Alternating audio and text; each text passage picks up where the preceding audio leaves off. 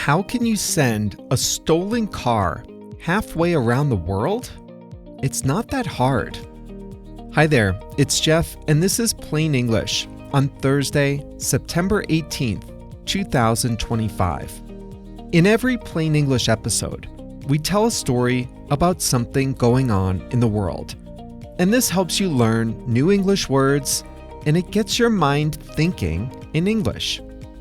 And sometimes we tell a story that's so good, it needs 2 episodes to hold it all.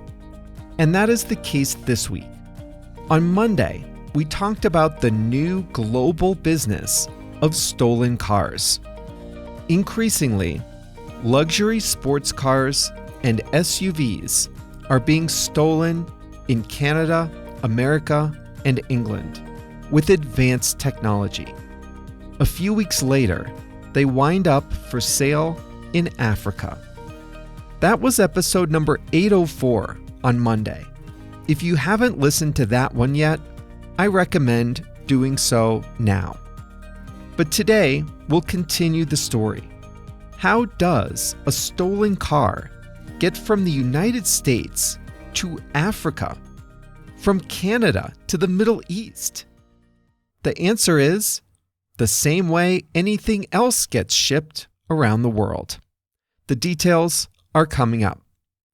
This is episode number 805 of Plain English, and that means JR, our producer, has uploaded the full transcript, exercises, and more to plainenglish.com/805. plainenglish.com/805. Before we start today's story, I'd just like to remind you that the podcast is just one part of how we can help you upgrade your English skills. At plainenglish.com, you can make faster progress with active learning strategies.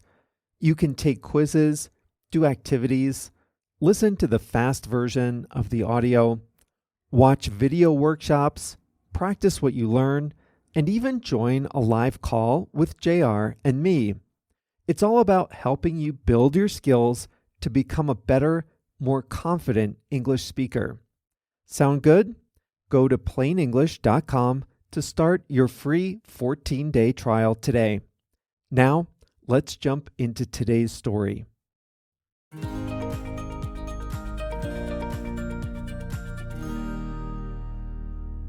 There is a booming global market for stolen cars.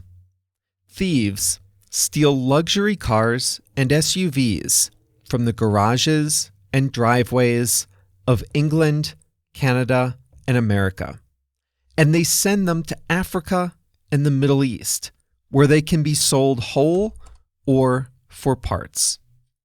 When I first heard this, I was incredulous. How does a stolen car end up on another continent?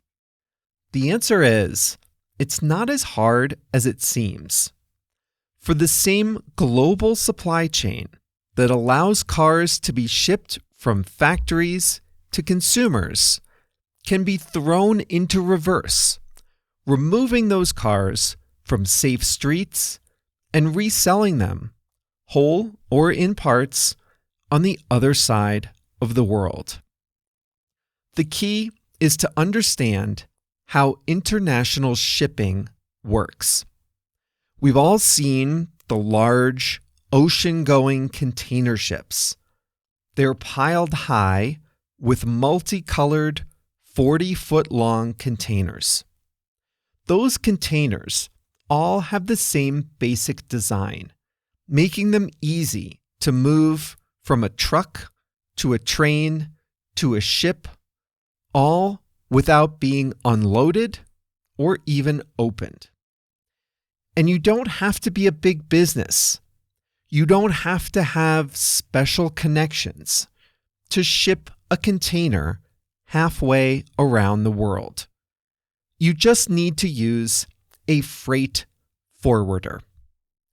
In the legitimate market, a freight forwarder handles all the logistics of an international shipment.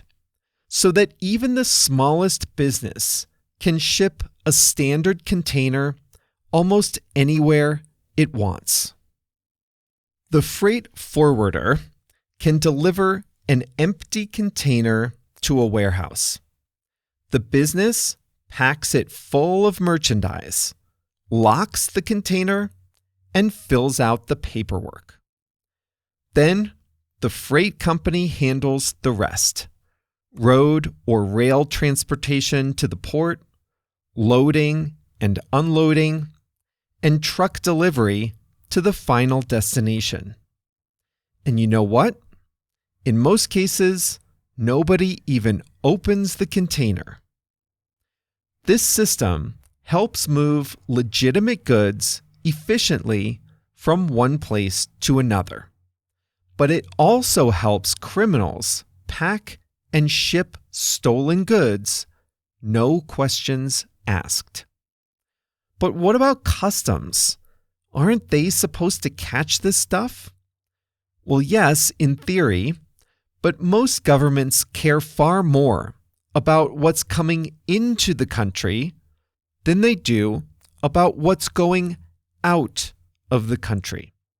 So there aren't many inspectors looking at outbound shipments from the US, Canada, and Europe. And the receiving countries in Africa and the Middle East don't have the resources or motivation to do rigorous inspections on their end. Customs inspectors also have an impossible job. A single ship might carry 5,000 to 10,000 containers, and a busy port, like the Port of Baltimore in the US or the Port of Tilbury in England, they might see a couple of fully loaded container ships depart each day. There's no way that every container can be inspected. It takes hours and costs money to pull a container, open it, and search it. Still, customs agents do what they can.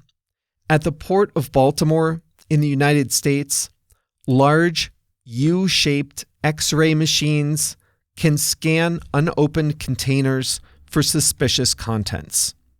Officers sometimes get tips.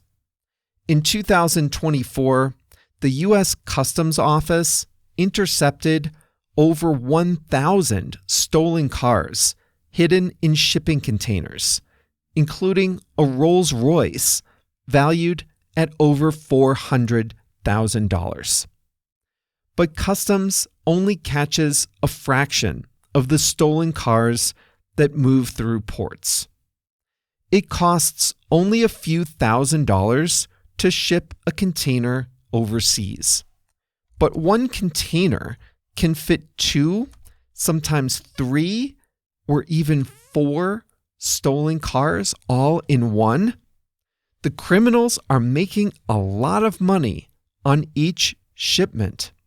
So if the odd container gets intercepted, well, that's just the cost of doing business. Now, you might imagine this kind of operation is run by powerful, centralized criminal organizations. But in reality, it looks more like a decentralized business network. The trade in stolen vehicles runs on networks of loosely affiliated specialists, kind of like contractors. Each contractor specializes in just one job. Some, for example, are good at stealing the cars. Others know how to pack them into containers and ship them. Still others have the connections in Africa to find buyers after the cars arrive there. And thanks to encrypted communications like Signal and Telegram, all these independent contractors can communicate freely with one another without having to use the burner phones and secret codes of the past.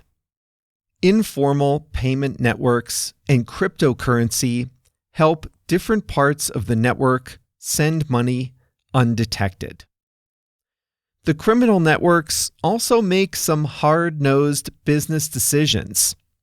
For example, it sometimes makes more economic sense to saw a car in half, sell the back for scrap metal at home, and only ship the front half with all the valuable parts to Africa. A single container can fit many more front halves than full cars. There's also evidence that these criminal networks fulfill orders. A customer in Africa wants a Range Rover, they order it up, and a freelancer in a rich country goes hunting for one. So who pays for all this? Victims of car theft are often reimbursed by their insurance companies, but that cost is passed on to every single car owner. In England, for example, car insurance is 45% higher than it was in 2020. And every car renter pays for stolen rental cars with higher fees in the future.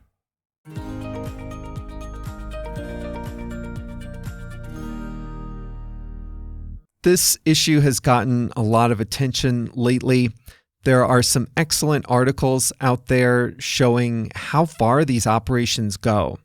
You can see pictures of shipping containers with mattresses and clothes and pillows, all disguising a luxury SUV. You can see these beautiful, expensive cars that have been chopped in half. What a waste. A waste and a tragedy. By the way, you can check the Dig Deeper section of this episode and Monday's episode. I'll post the article about that couple who said their car was stolen in 63 seconds. We talked about that on Monday. And I'll put a video of stolen cars being discovered in shipping containers too. This is all happening and I had no idea about it. It's really incredible. So you can check that out at plainenglish.com/805 for today's and plainenglish.com/804 for Monday's episodes. And remember, it's the Dig Deeper section when you get there, has links to these articles, photos, and videos. Well, that brings us to the end of today's episode. I've got some great ones planned for the next few weeks. I'm always thinking ahead. I'm always thinking about stories you guys would like, and we do have some great topics coming up. So make sure you're subscribed to Plain English in your favorite podcast app. Make sure you log in at plainenglish.com, and you'll always be up to date. See you back here next week.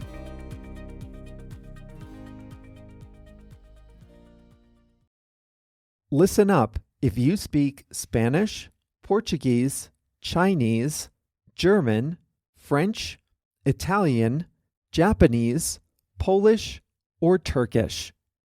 One of the most frustrating things about listening and reading in a second language is being confused by unfamiliar words or phrases. When you listen to Plain English, or when you read the transcript, you probably encounter some words you don't know. When that happens, you have a few options. You can stop the audio, go look up the definition, then return to the episode, find your place, and press play again, but that's exhausting. Or you can just skip it and be confused. That's no fun either. But what if you could see the translation of the word into your language instantly without having to stop the audio, without having to look anything up? Well, you can at plainenglish.com. For each episode, we translate about 100 words and phrases from English to 9 languages: Spanish, Portuguese, Chinese, German, French, Italian, Japanese, Polish, and Turkish. And we highlight those words in blue. All you have to do is hover your mouse over the highlighted word and you'll see the translation instantly. It works great on mobile too. It really makes listening a lot more satisfying, and it's a great way to expand your vocabulary in English. The best way to see these translations is to sign up for a free 14-day trial at plainenglish.com. During your trial, you can read as many transcripts as you like, all with the translations into your language. So sign up for your free trial today at plainenglish.com.